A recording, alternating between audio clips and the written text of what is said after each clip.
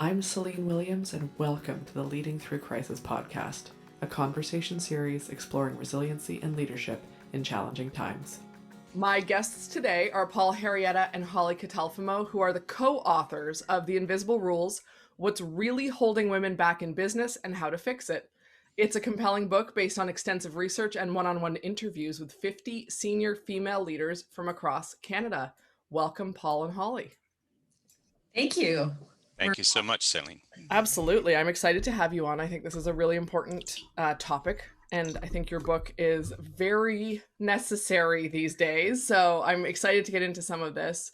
But I start all these interviews with a kind of big, broad question that's based on the title of this podcast, and that is, when you hear the concept of leading through crisis or leadership in challenging times, what comes up for you, or what do you hear when you kind of hear that language? Paul, if you don't mind, I'll start out. So one of the things that I think is so important is that if you think about the data, and women represent, approximately 50% of the workplace, but despite that, women are still drastically underrepresented in senior leadership positions.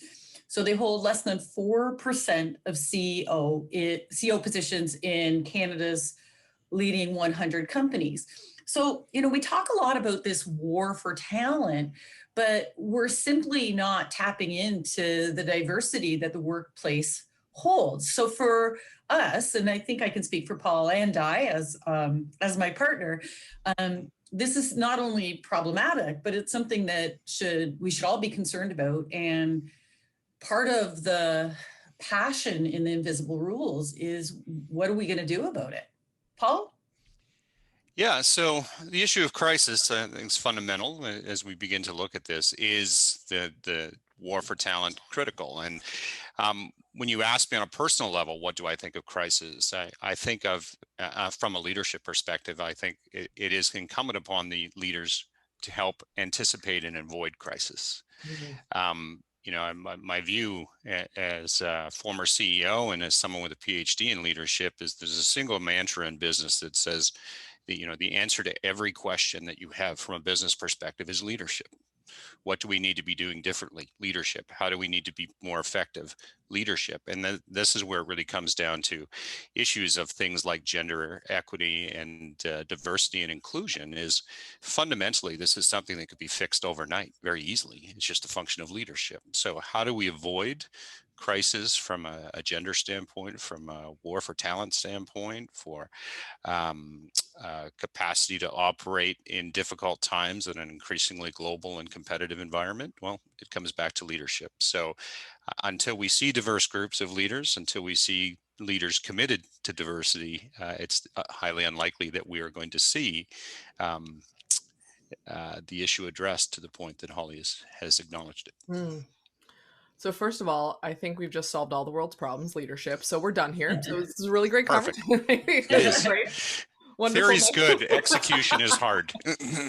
Absolutely. But I think it's a really important point, and a really wonderful point, because I think leaders, ironically, spend a lot of time trying to figure out the other things that they can fix and the other things to focus on, because leadership feels too large or loose or soft or whatever their lens is, and they don't focus on it enough quite often, or with enough intentionality to make those changes. Yeah, so I guess what you're saying is the problem is that most leaders don't lead. I mean, and I would agree with you. Yeah, I think Holly, you look like you're about to say something. I don't want to cut you off. No, I just appreciate your comment in terms of the notion of intentionality. And, wouldn't it be great if we could address the diversity and inclusion issues as, we've been fighting this battle, if you will, for, over 60 years or more, but it requires that intentionality that you mentioned, Selena. I think that is absolutely critical from the top levels of the organization, but it has to cascade throughout all levels of the organization. And that's our informal leaders as well as our formal leaders. Yeah, I think that's more important than we give it credit for sometimes, because we get listen, this is a broad generalization. I recognize what I'm about to say. It's very general. We generalized often get really focused on the title of a leader and the title of this person has authority, so they're the person to make that decision or they're the person to care about it, when really leaders are at all levels and leadership comes from all places, and it does have to cascade outside of the people with the formal title at the top of an organization for it to be effective, whatever it is. Yeah. So to get folksy about this, and I apologize if it's too folksy, is that the Oh. definition of a leader is pretty simple. It's somebody that someone else follows. Mm-hmm. And so you talked about, the authoritative element. That's not leadership in any meaningful way. So sure, you have a title, but it really is about creating an environment and creating a culture where you allow people to lead and you allowed people to follow. The difficulty that we're seeing, again, more times than not with the gender issue, is that people are still pushing this as a grounds up sort of grassroots issue that is trying to be positioned as from a social perspective rather than a business perspective, when again, it could be fixed so easily if it became a strategic priority at the C-suite and at the board level.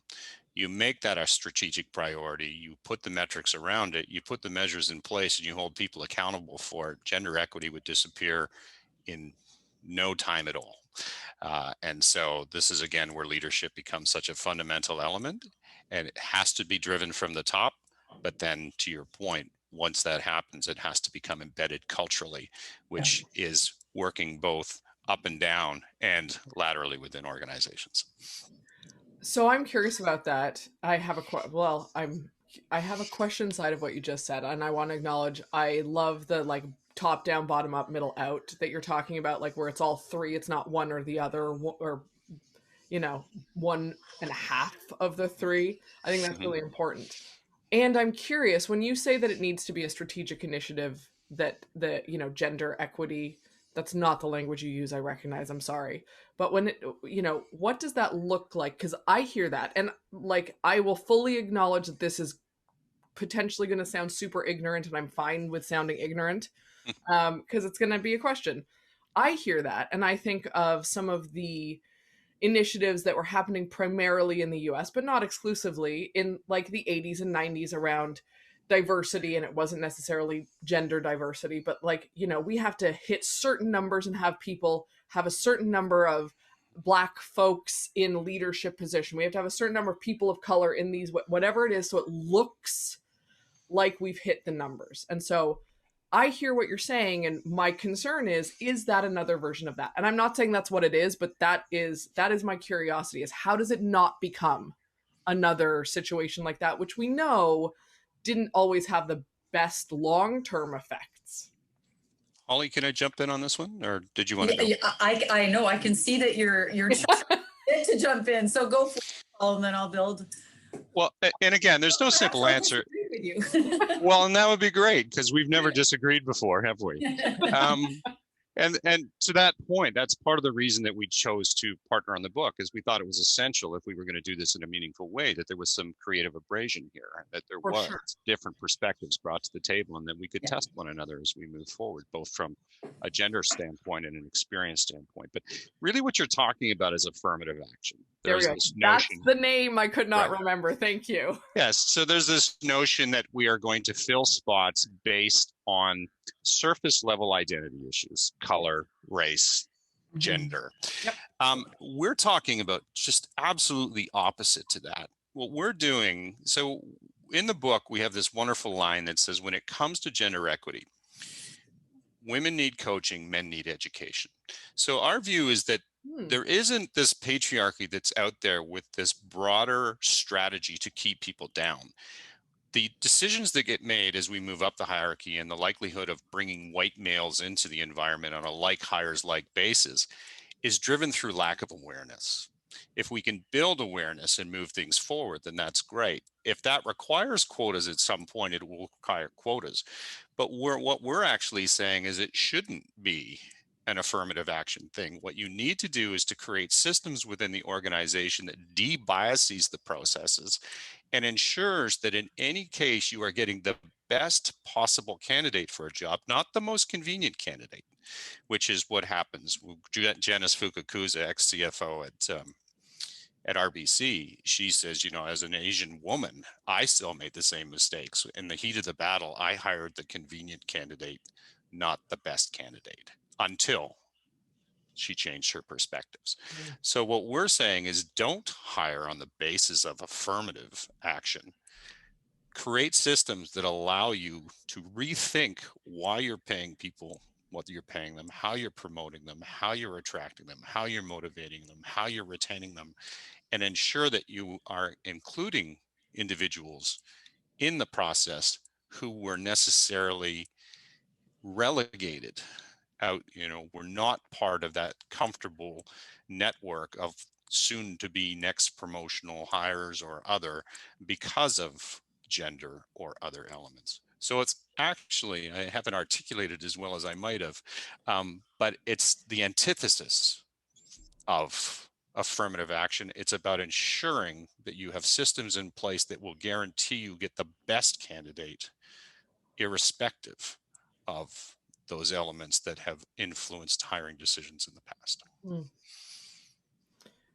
Yeah, and just to build on what Paul said, and I'm not going to go too much farther, but it really is looking at how do you embed an equitable culture within the fabric of your organization. And so we really do. And we'd like to compel organizations to really rethink their systems and their human resources practices, their talent management practices, so that we're removing those, you know, systemic barriers that really do get in the way. And we talk about this in the book. We talk about the biases that get in the way of women moving up the organizational pipeline. So it's really being extremely reflective about your current practices and willing to honestly challenge the status quo. Well, why do you hire that way? Well, we've always hired that way. Well, let's dig a little deeper. Who's not getting into the selection pool because of these practices that, as Paul said, may not be, you know, we don't have some evil person sitting at the top of the hierarchy saying, you know, make sure that you screen Holly out of the pool. But the practices themselves have led to really awesome candidates either not throwing their hat in the ring or not being considered as a viable candidate. Yeah. But to Paul's point, it goes well beyond just the recruitment and selection process. It's the whole gambit. So I'm really curious from your perspective, what some of the biases what are the most important biases in organizations that need to be challenged, that are maybe the hardest for organizations to challenge, especially because I think some of them are quite in discussion and more obvious, and I think some are a little bit more insidious in terms of where they show up. And also, you know, from your experience, what is the appetite for organizations to really do because systems work is it's not super fast. It's not like an overnight. Well, I mean, this is why affirmative action was so popular when it came out, because it's like here's a list, here's a thing we do, we can check it and it can be checked off in 3 months and we're done. Systems change it's a bigger beast, right? I do culture work with organizations. It's not an overnight thing, and the bigger the organization, the longer and that's not a bad thing, right? But let's acknowledge it. Okay. If we can take this in 3 steps, because I think it helps to sort of encapsulate the book. So 1, I'm going to challenge you on the systems issue. 2, we'll look very quickly at the biases that were identified through the interviews. And then sort of an extension of that is the strategies that have been adopted by individuals and then extended to organizations to become more inclusive and more balanced. So I'm only going to point out that, again, if we go back to the leadership thing, I have a very anthropological view of culture. which is culture is the sum total of the way we do things around here. Yep. So if you want to change a culture, because everyone tells me cultural change is difficult, it's not. No. If you want to change culture, just do things differently. Yep. Now, it can be disruptive. So you can reformulate those systems and have gender equity in 6 months if that became your objective for an organization. Now, would it be disruptive? Sure. The difficulty is that we typically do want to sustain the status quo, and that's leadership again. We hear about this all the time, is that we need to hire the best possible candidate, but I have a fiduciary obligation to make sure that I understand who that candidate is.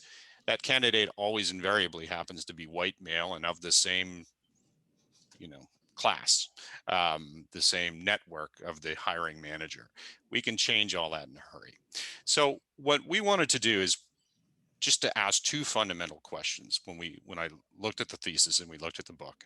Just based on the data, we asked, why do women remain so fundamentally underrepresented at the top of corporate Canada? And Holly talked about some of those issues.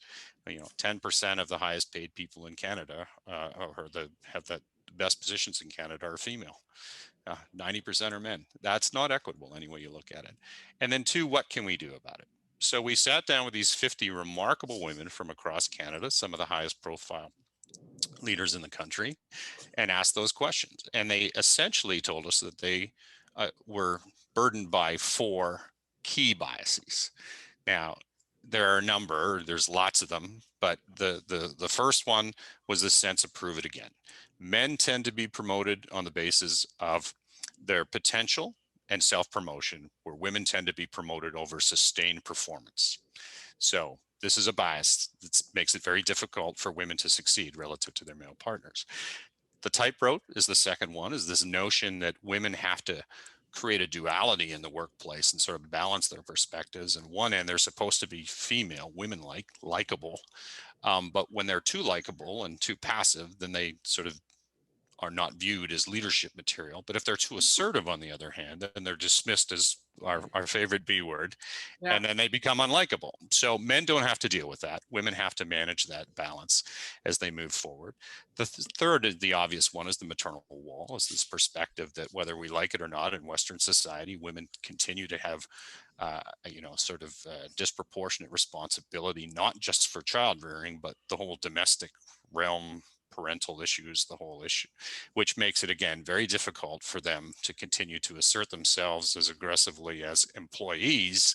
And if you do, then you're a bad mother. And if you're, those sorts of issues that they have to deal with. And then the last is this tug of war, which is this tendency for women to judge other women based on how they respond in the workplace, given the biases they have.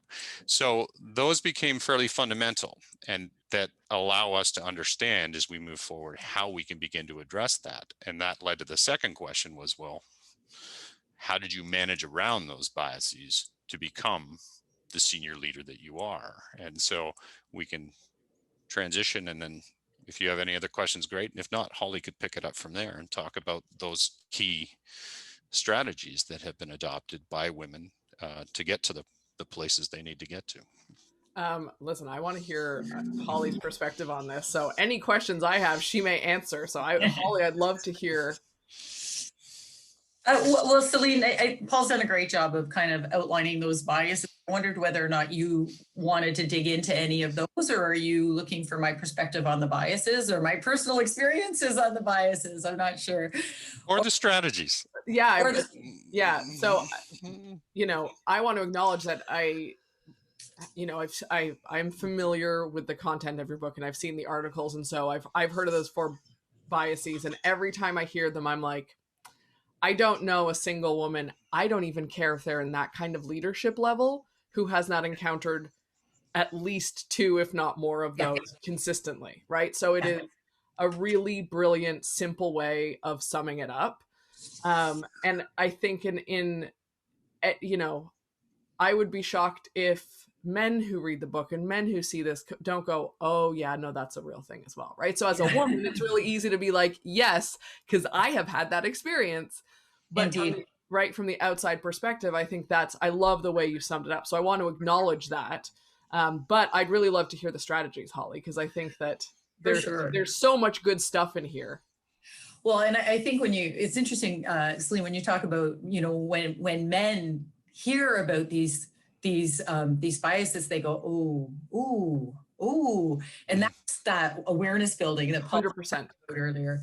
But I'd love to talk about the strategies, and we have affectionately referred to the model as the CAPS model, and the 4 strategies that, as Paul indicated, these 50 absolutely incredible female leaders talk about are credentials, adaptability, profile, and support. So credentials, they give us as women, so having the credential, whether or not it is an advanced degree or a professional certification, they get you access to the tables where decisions are being made, and they help you get that credibility that's so important at a leadership level. When we talk about the adaptability, we're talking about the ability to balance what Paul referred to as those stereotypical male behaviors, those assertiveness, we think male when we think assertive, with those communal behaviors that are often attributed to women, that emotional intelligence that we recognize is really so important for all leaders, but it's that balance between when do I need to demonstrate that assertiveness, and when do I need to balance that more inclusive, collaborative type of behavior. And then we talk a lot about profile building, and of course, building a personal brand is extremely important, but it's particularly important for aspiring female leaders to not only be recognized and seen as credible within your unit or within your organization, but actually beyond the organization, within your profession. So we talk about sort of many layers of profile building, but how do we go about doing that? And how do we ensure that we're putting ourselves out there as female or aspiring female leaders to be recognized for everything that we bring to the table, which is incredible. And then finally, and I think particularly now during the pandemic, and hopefully at the tail end of the pandemic, we see the incredible importance of support. And so all of our leaders talked about how important was critical, that they would not be where they are today if it wasn't for support. But, just like everybody's personal circumstances are different, that support system is going to look a little bit different. It looks a little bit different for me than it would for you, Celine. But they talked about, their relationships, their partners, the number of individuals that said, I could not do it without my fill in the blank partner. They also talk about support in terms of being willing to really recognize that it's okay that they can't do it all, that they can't be an A1 chef, they can't, and that it's okay. And I actually look at my own circumstances, and I was very blessed. My father was retired, and he was one of my support mechanisms. He went to pick up my kids after school every day and would stay with them until I got home from work. And I think of that as a very fond time in my life. But I honestly, if I had to be making those arrangements for childcare, it would have created a lot more pressure. And it's okay to say that.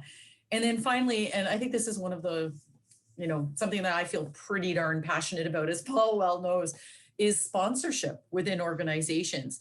So there's lots of literature and there's lots of great mentorship programs out there, but sponsorship, it's a little bit different. It's about me being willing to say, I'm going to put my reputation on the line. I see that you're a talented individual, and I'm going to put your name forward. I'm going to showcase you as an emerging female leader, the next generation of female leaders.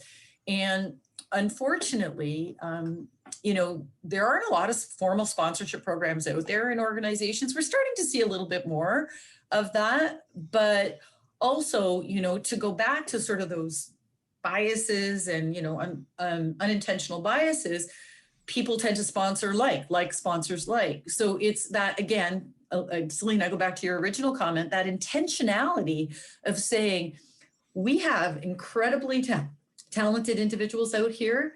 And we need to make an effort to put these folks forward so that they're going to get that profile so they can build their brand and they can, take our organizations into the future. So that's our CAPS model. I know I kind of went into a lot of detail there, but it's something that we get very excited about, as you can tell. I mean, I love it. I think it's really powerful. And I have a few things I want to say, but I want to say on sponsorship, I really appreciate you explaining it, because I think a lot of people confuse mentorship with sponsorship, and they think, oh, we have a mentor program of some sort, so it's the exact same thing as sponsorship, and it's not. And so I just want to acknowledge, I really appreciate you explaining it as clearly as you did, because I often hear of that confusion. And I think that, unfortunately, in a lot of mentorship programs that I've seen, I'm not saying this is the truth across the board, but a lot of ones that I've seen, there is a lot of bias even built into the mentoring program itself, right? It's not actually done in a way where it is properly inclusive, where it is creating diversity, where it's connecting people who look different, have different backgrounds, sound different. It tends to be, oh, we've already a lot of it is we've identified these people as high potential, and guess what? It's a lot of the people who look like the people who are in leadership positions. And so I think that there are issues with a lot of mentoring programs, and then it doesn't even touch on the possibility of sponsorship. Right. If I could just intervene, because as Holly said, we are so keen on sponsorship. So there's a great line that says, everyone does mentorship. A mentor speaks to you, a sponsor speaks for you. Ooh. And the great line is, and I've maintained this for a very long time, and a lot of our leaders did, is people don't climb the corporate ladder. They're dragged up it by the scruff of their neck by people who want them there. Mm-hmm. And that's why sponsorship becomes so essential, is if you haven't been told you're getting that job, you're not getting that job. It's preordained based on the sponsorship discussions that are being had. So if we have a singular piece of advice for individuals out there, if you want to get to the top of the house, find a sponsor. And to the leadership issue, if you want to do and get to gender equity as an organization, supercharge your sponsorship program and make sure that you are in fact sponsoring individuals who don't look, talk, sound, and feel like you do. So that would be our little pitch on sponsorship. No, I very much appreciate that pitch. Also, that quote was great, and I appreciate you, because I was like, well, I'm going to write that down and take that one away. I would like to claim it, but that actually comes from Sabine Hergy, who's a member, is in the book, and is a good friend of the book, and is just a tremendous leader, and is keen and sort of at the forefront of workplace in Canada and issues on diversity. So I'd love to claim it, but we'll give it to Sabine. Well, we will credit her with it, but it is a really great quote, and I think it's a really, again, very succinct way of summing up the reality of the situation, that you don't always, when you're experiencing it, you can feel it, but you don't always know how to put it into words, right? And that is just a great, succinct way of putting it into words. So I appreciate that. I am curious, not that, and listen, I recognize let me rephrase that. I recognize this is not the point of your book. And I'm curious, when you look at at the strategies that you have and how they address the biases, and I think the tie is really clear, how different are these strategies to what we think makes women successful, which is probably really what has made men successful historically? How different are they from what we're expecting the strategies to look like? Does that make sense as a... Sure. Well, I'll jump in, because I can see Holly deep in thought, and she tends to come up with, I get the flipping front end answers, and she comes back with the deep important stuff on the back end. What was your question? No. So one of the things I'd love to clarify is that this is not a self-help book for women. This is it, because what we're trying to do, well, it is and it isn't. What we didn't want to do is work under the premise that women need fixing. This is not a women's issue. If women could have fixed this stuff, they would have, on their own, they would have done so 60 years ago. One of the issues that we dealt with all of our leaders is that they were fairly frustrated with the pace of change. As they said, what they anticipated when they entered the workforce 20, 25, 30 years ago, that they would have seen fundamental change by now. So there's a deep frustration within that group. And there's a recognition ultimately that if things are going to fundamentally change, it's the men that have to change, the men who dominate the boardrooms and the men who dominate the policymaking. So part of the book, and we haven't touched on that element yet, is what do those individuals need to be doing fundamentally to ensure that women, people of color, broader diverse groups have the opportunities to work through their organizations. And so that comes back to the leadership issue. So strategically, I just wanted to point out, that it's not about women necessarily having to do things differently. They need to manage the biases to the extent that they can. But what we are seeing, and some wonderful stuff coming out of a few of the leaders, and one of them is Colleen Moorhead, the Judy Project. She was the editor of The Collective Wisdom of High Performing Women, which is another wonderful book, highly recommend. But she talks about values-based leadership. And I think that's where we're getting now, is a recognition that to be a great leader in this time and place in increasingly diverse environments, competitive worlds, global elements, is you necessarily have to be something other than the traditional, conventional male leader. That those traits that were male dominating in it from a leadership perspective probably don't apply in any meaningful way. And if you find a progressive organization now, you're going to find leaders who, whether they be male, female, or other within the spectrum, is that they are fundamentally leading through values rather than sort of traditional actions. And so that should permeate the programs and policies and practices that organizations adopt as we move forward. And we can talk about that a little bit more if we have time and we're so inclined. Holly, did you want to pick that up? Yeah, I agree completely with you, Paul. And I also think we've had some fantastic opportunities to further interact with a number of the leaders in the book through some podcasts that we've done and some webinars. And one of the leaders that we were interviewing talked about the importance of moving forward in terms of in participatory inclusiveness, so that we need to be looking at things in a slightly different way, particularly coming out of the pandemic, in terms of recognizing that there isn't a one size fits all for leadership, and there isn't a one size fits all for participatory practices or inclusive practices that meet the flexibility of what we now know women need in order to feel like they're being recognized for full contribution. And let me kind of back that up a bit, because I know that's a lot to digest. As Paul said, sometimes I get a little deep there. But one of the things we learned out of the pandemic is that you don't have to punch a clock from 9 to 5 in order to be a high performer.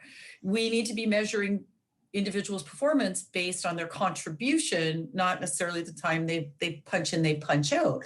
So let's be reflective about what our modern workplaces need to look like, so that we can challenge some of the issues like the maternal wall, right? Mm-hmm.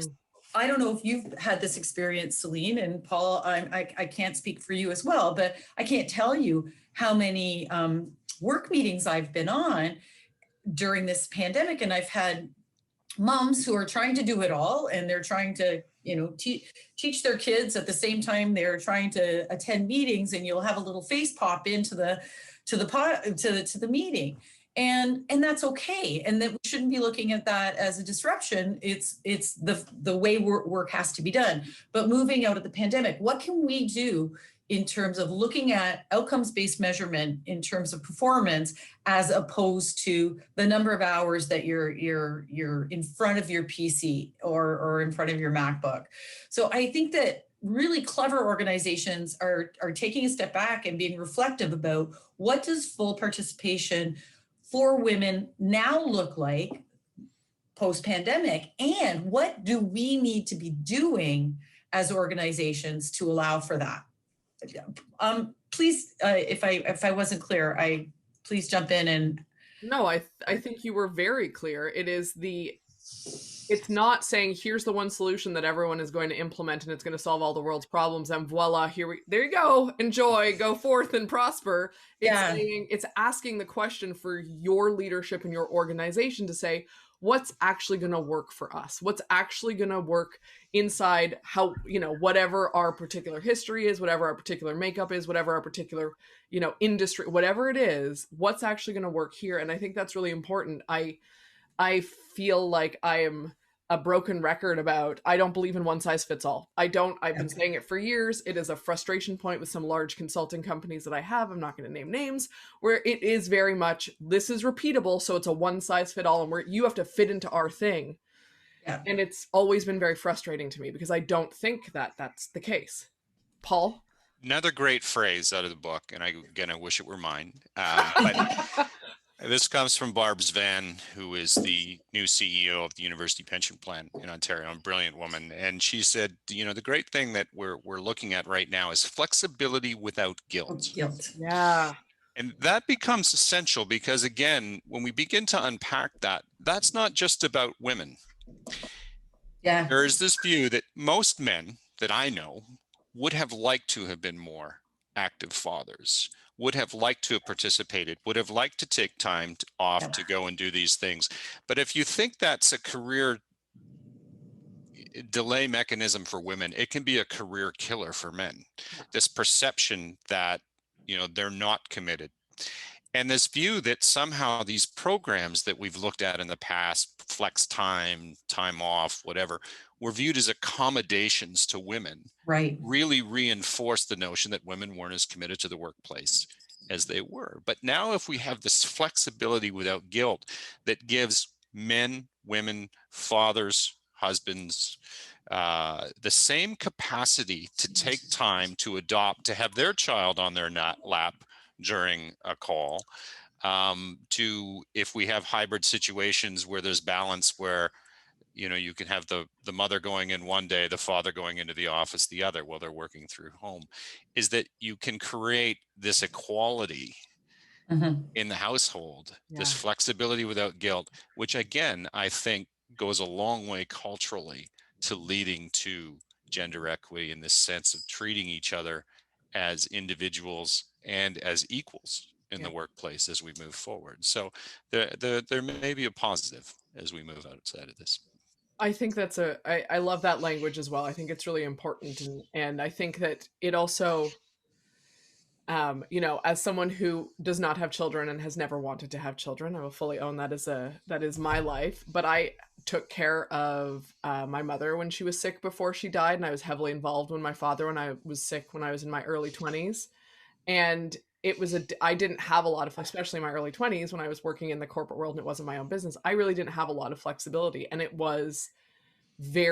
had a huge impact on me inside the organization, because I was like, I'm not going to not take care of be there for my father as he's in the hospital. So I think that what you're saying, and what I love about is it's not only about parenting, it's not only about a specific situation, it is recognizing that there are so many life circumstances that require flexibility, where that can really help the person show, I think about it from a culture perspective, where it's like, if you're showing people you care about them and they can have that flexibility, then how much more are they going to care about you in the long run? Exactly. Yeah. What's absolutely really interesting, Celine, and we didn't get into it because it is a sort of subset, but there is this whole issue that the bias that women face in the workplace who choose not to have children. Oh. So they are looked at very differently than women who do, is they're somehow either A, defective, or B, available to work, full time all the time. So Yep. those women tend to get all of that non-compensable crap work. They're the ones that are asked to organize the events and to do all that stuff. So there is a very significant bias that hits women who do Yeah. not Yep. become mothers within the Absolutely. workplace. And so it's Yeah. covered in the book as well. It just is a subset of the larger issues related to the maternal wall. I mean, you can't win. It's No, you you can't win can't. the way it is right now. Like, Oh, you can't. And that's the whole point of if you look at all of the biases that women face, is they can't win. yeah, If they're too assertive or they're too passive. If they yeah. have children, they don't have children. If they spend too much time as new mothers at the office, then they're bad mothers. If they don't spend enough time, they're not committed to the workplace. This is the issue that women have to deal with that men don't. We Yeah. just get to be sort of self-promoting individuals with a singular view on what we want to do and how we want to do it, with very few impediments. And I know we get pushback from a lot of men right now who are looking at the book going, oh, so this is all reverse discrimination. This is going to hurt me. And it's like, Oh well, boy. it's not going to hurt you. It just means you're going to have to compete with the people you should have been competing with all along. If you're the Right. best and you assert yourself and you perform, you will get to the top, but you don't get a free ride anymore, is sort of the discussions that we're having, or at least you shouldn't, if we begin to pay something other than lip service to the notions of gender equality within the workplace.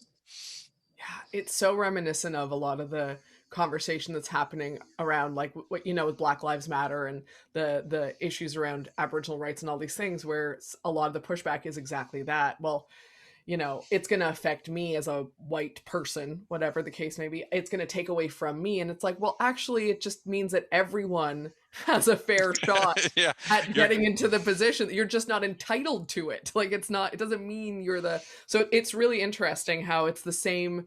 It's not the same. It's a similar conversation, whatever the issue is right now around equity, that's coming up. And I think it's really important to highlight that, because it's not, the best can still be the best. You just actually have the full spectrum of potential competition now, as opposed to the tiny spectrum of competition you had before.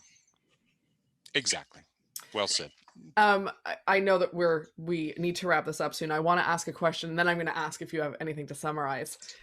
You mentioned leading with values, and I want to ask a really quick question, because I get asked a lot. I've seen a lot of debate of people going, what does that really mean? What does leading with values really mean? And I'd just be curious, with the research that you've done and the conversations you've had, how would you explain what it means to lead, values-based leadership, what that really means? Paul, do you want me to jump in? Sure. Great. Okay, so for me, and I think values-based leadership is something that's very personal. And one of the first things that a values-based leader needs to do is to really take stock of what those values are. So you really do have to have a strong connection to what drives you, what fuels you, but also who you are as a person, and how does that align with the organization. So ideally, and I wish this were the case for everybody, but I know it isn't. I'm very fortunate that it is for me, is that one's values should be aligned with that of the organization. And for me as a values-based leader, those values become my guideposts, if you will. And so when one is faced with a dilemma or a challenge, that if you go back to what drives you and what your core beliefs are, then decision making, I think, becomes fundamentally easier, because the values of equity, the values of diversity, the values of being authentic, of transparency, of honesty, they will in fact guide your behaviors. So for me, it becomes, and I know I'm making it sound simpler than it is, but for me, it does become very much staying true to what you really truly believe in, and letting that be your beacon, if you will. Paul?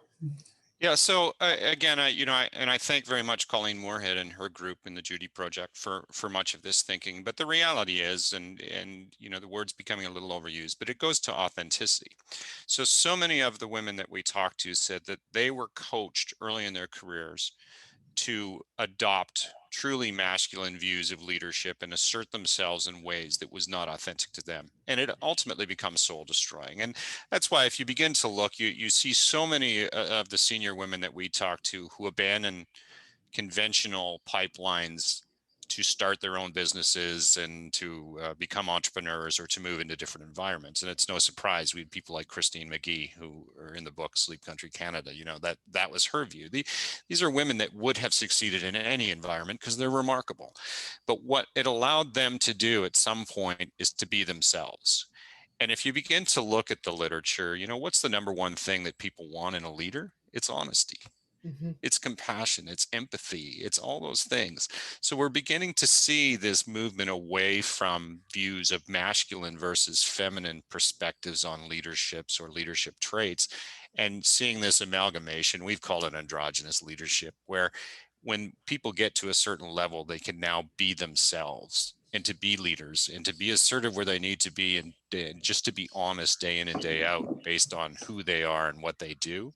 And that becomes meaningful from a leadership perspective, because you can look at this person and know that they're being empathetic, they're being honest, they're committed, they're they're committed to the organization more broadly. So I don't know that there's a really succinct view on this, but it really comes back down to allowing people to assert themselves in ways that are meaningful to them and allow them to be the best selves that they can be, and celebrate that as a leadership quality rather than dismissing it as something non-conventional or non-traditional.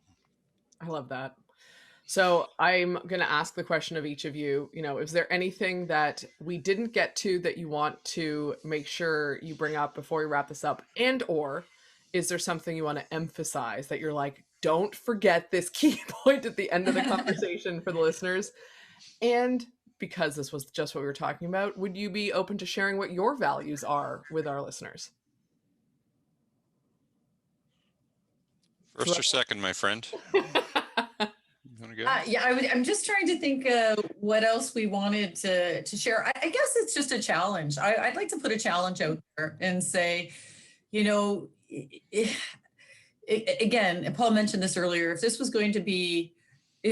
was simply a women's issue, it would have been fixed a long time ago because women would have fixed this. So we really want to put a challenge out there to not just corporate Canada, but organizations across Canada to rethink and to challenge themselves, to challenge the status quo, and to really commit to equity, diversity, and inclusion, and to take the leap. So I guess that's what I'd like to do, is I'd like to send that challenge out there. And I think that they would be pleasantly surprised from a business perspective how it's not only the right thing to do, but it's the right business thing to do. So Paul? Yeah, I agree, but this is again where Holly's always the enthusiastic. Her glass is always half full. Mine's tends to be half empty on occasion.